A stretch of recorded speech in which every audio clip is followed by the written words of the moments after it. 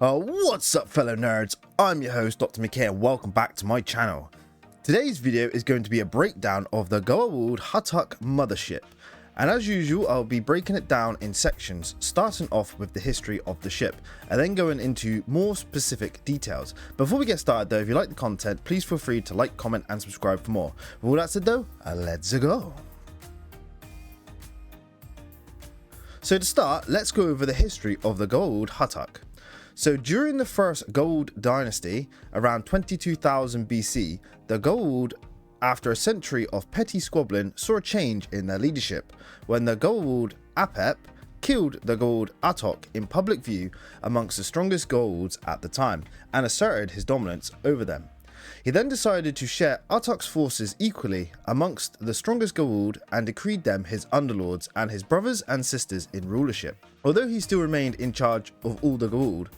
Due to the change in the rule though, the Goa'uld for a time were united by a single leadership. They swept through the galaxy like a plague, conquering many worlds, but at this time the Goa'uld used ancient spaceships that were found and salvaged from around the galaxy. And through misuse and their limited numbers, a Goa'uld named Ptah, who was a Goa'uld scientist and a contemporary of Ra, decided to focus his research into creating new ships for the new Goa'uld Empire. After years of research and studying of ancient technology, he finally designed and created the first Huttuk mothership, and mass-produced this new ship for all of the Goa'uld underlords of the Empire, leading the Goa'uld to stop using the salvaged ancient ships and eventually abandoning them altogether. Ptah would eventually go on to create other ships like the Teltak and the Death Gliders for the Empire, and around 17,500 BC, the Huttuk was used by all the Goa'uld, and around this time the Goa'uld Anubis sought to seize power from Apep, and due to betrayal and an unspeakable evil, Anubis killed Apep, removed his symbiote and devoured it in front of all the System Lords, seizing control of Apep's forces. A war would then ensue for the next 100 years as Ra led an alliance of Goa'uld against Anubis, eventually beating Anubis and banishing him from the Goa'uld. Ra would then become the new leader of the Goa'uld, and at the end of the Goa'uld First Dynasty, around 16,000 BC, he created the Council of System Lords, whose members would need votes from other System Lords to become a member, and he would then usher in the second Goa'uld Dynasty. After this change in power, Ptah would pledge fealty to Ra and begin to bring advancements in ships and technology for all the Goa'uld. During the second Goa'uld dynasty, the Huttuk was used by the Goa'uld to expand and conquer new worlds for the Empire. They would eventually encounter the Asgard in their expansion and the Furlings around 13,000 BC, and with the Asgard declaring themselves enemies of the Goa'uld overconfidence in their power went to war with the Asgard and the Furlings, and due to the Asgard being more advanced than the Goa'uld suffered great losses. The war went on for many years, and with the Goa'uld's resources running low, they pushed the attack, landing a crushing blow against the Asgard and the Furlings. But in the years that followed, the Asgard and the Furlings fought back with a vengeance and pushed the Goa'uld back. But the Asgard and the Furlings did not press the attack too far, pulling back believing the Goa'uld were nearly finished. And around 5000 BC, Ra, after being injured in a battle with the Asgard, jumped to an unknown star system to escape and discovered the planet Earth. And upon discovering humans and their compatibility for blending, claimed Earth for himself and named the planet the Tauri. For the next 2,000 years, the Goa'uld would then build back their forces away from the eyes of the Asgard, enslave the humans and create the Jafar by genetically augmenting the humans. Ptah would use this time to improve the Huttuk's design to work more efficiently with humans, and went on and created other new ships to help in the transportation of human slaves to various new worlds. The Huttuk would become the new humans' Goa'uld flagships and a symbol of fear for the new human slaves. And due to the next 1,000 years of Goa'uld complacency, the humans of Earth would rise up and fight back against Ra's rule, killing many Jafar warriors and Goa'uld underlings on Earth, forcing Ra to abandon Earth entirely. The humans would then bury the Stargate and the world would be forgotten, as a new conflict with the Asgard would lead the Goa'uld, mainly Ra, to forget about Earth and focus on the conflict with the Asgard. Now on to the third Goa'uld dynasty. The Goa'uld Ptah would work to improve the Huttuk to battle the continuing Asgard conflict, with little to no luck, with only increasing the speed of hyperspace travel. During 1 AD, a Goa'uld queen named Egeria became appalled with the Goa'uld's treatment of the humans, and she spawned the Tok'ra to oppose the ways of the System Lords and ultimately free the humans and end the Goa'uld's reign. Ra, enraged by this, led his fleet of Huttucks to capture her and eventually imprison and sentence her to eternal damnation. Shortly after this, Ra turned his attention back to the conflict with the Asgard, but due to a recent discovery and unleashing of the bug replicators by the Asgard in their home galaxy of Ida, the Asgard proposed a ceasefire and proposed the Protected Planets Treaty to the Goa'uld, as the Asgard couldn't sustain a conflict on two fronts. The Goa'uld, unaware of the reasons behind the treaty, agreed to this proposal and ushered in an unchallenged reign over the galaxy for the next 2,000 years. During this time, the Goa'uld would build a few hundred Huttucks and impose their will on many worlds. B'Etar in this time would go on to refine the Huttucks' design for Ra. This is until the Tauri would rise up again and kill Ra on Abydos, causing B'Etar to turn his back on the rest of the System Lords and vanish. B'Etar, being the only Goa'uld that had the capacity to build and improve new ships, would leave the Goa'uld stagnant in advancements during their new conflict with the Tauri. And the next 10 years of conflict saw the Goa'uld be beaten on nearly every front by the Tauri alliance of Earth, Tok'ra and Free Jafar. And with the attack of the bug replicators, end of the Goa'uld's reign was over, leaving all of their technology like the Huttuck behind, being taken over by the newly formed Free Jafar nation and the Tok'ra. The Huttuck saw many conflicts in its time and served the Goa'uld for thousands of years. It would go on to form the backbone of the Free Jafar nation and serve the Tok'ra state. And it was also used by many human groups in the galaxy like the Lucian Alliance. So now with the full history broken down for you, let's go over the ship's specifications. And like always, first up is the size.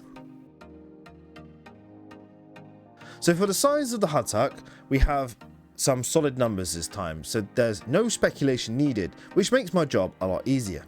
So the size of the Huttuck mothership comes in at 700 meters long, 650 meters wide, and with a height of 315 meters tall.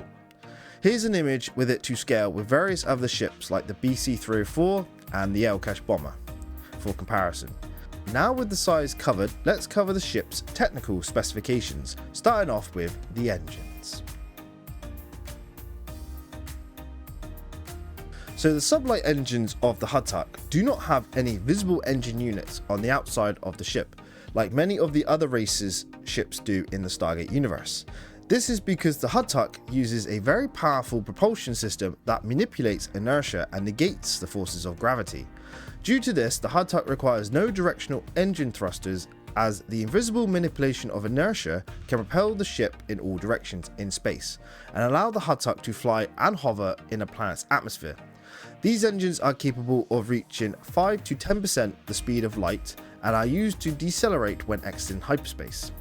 And speaking of hyperspace, the Huttuck uses an interstellar hyperdrive that can propel the Huttuck at 0.1 light years a second.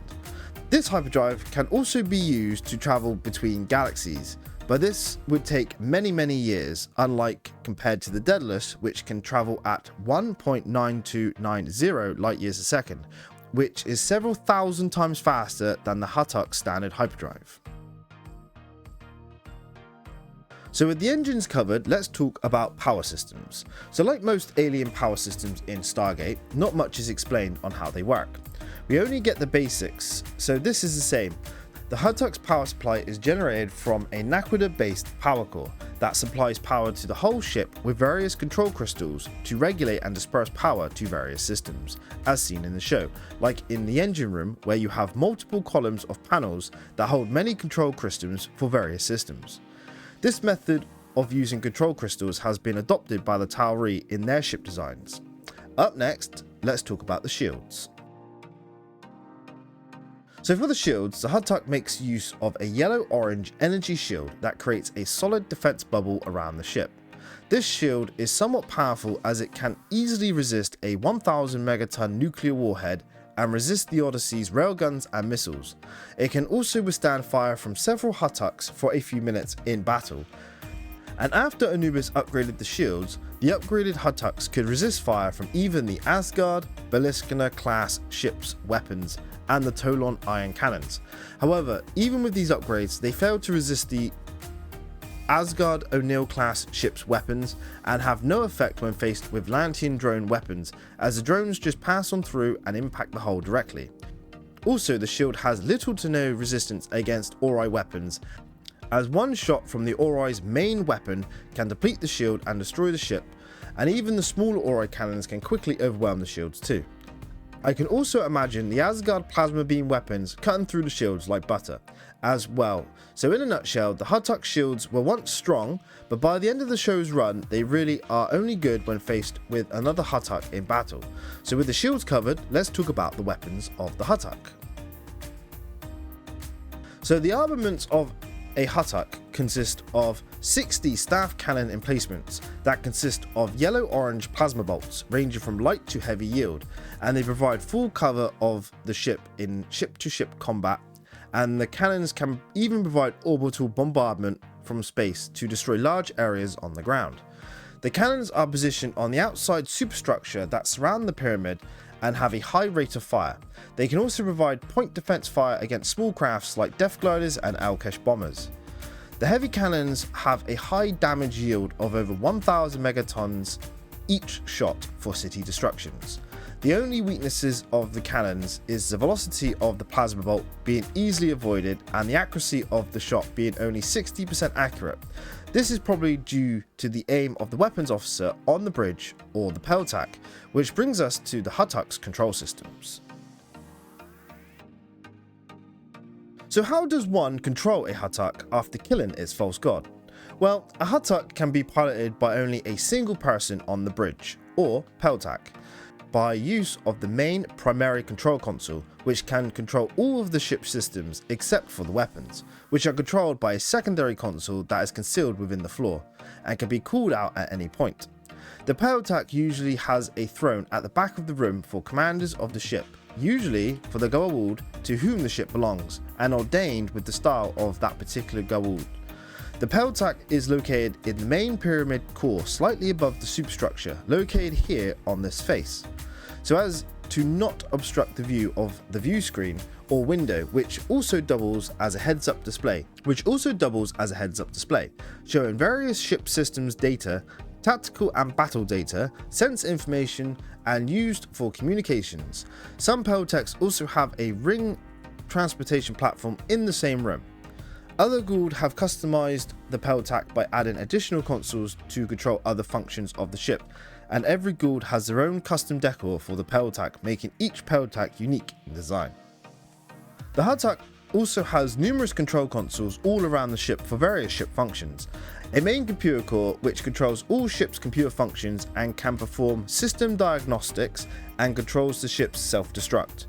The Goa'uld Huttuk has a wide range of systems, so let's list them off. It has short-range sensors for battle and tactical data, mid-range sensors for ship and planet scanning, which can also scan life forms and buildings on a planet surface, long-range sensors that can detect objects at great distances, but with the downside of accuracy the greater the distance scanned, and it also has internal scanners for picking up life signs within the ship. For communications, the Huttuk has subspace communications, which are pretty decent, being able to communicate at great distances with other ships with real-time visuals with one another. So with the systems covered, let's go over the Huttuk's complement of fighters and bombers. The Huttuk boasts an impressive complement of Death Gliders numbering 60 fighters that form 12 squadrons. These gliders are held in the main pyramid with a launch tube that exits on the same face of the pyramid as the Peltac. There are also other launch bays that hold a few Death Gliders with a catapult launch system for quick deployment of fighters. The Huttuk also has 6 Alkesh bombers, but is unclear on if these are stationed inside the pyramid in bays or are docked to the underside of the superstructure. The Huttuk also has multiple hangar bays in the pyramid itself that can hold several Peltac cargo ships. And lastly, for the systems, the Huttuk has 15 transportation ring platforms, 5 primary pads for ship-to-ship transport, and 10 secondary platforms for inter-ship transport.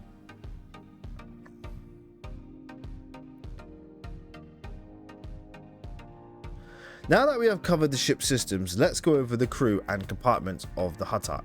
Let's start off with the crew. So for a typical Goa'uld Huttock, the crew complement usually consists of a Goa'uld commander.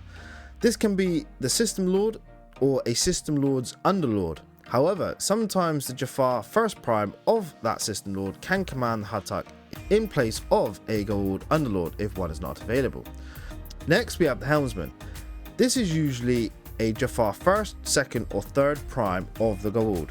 His role is to pilot the ship, control various ship functions while obeying the commands of the commander. Next we have the weapons officer. This is usually manned by Jafar officers of high standing. Next we have the Goa'uld's personal guard consisting of 6 to 8 Jafar, who will die protecting their god or die in avenging their god if the god gets killed by an enemy. Next we have the Jafar commanders. These are officers that command legions of Jafar warriors under the first prime and the Goa'uld commanders.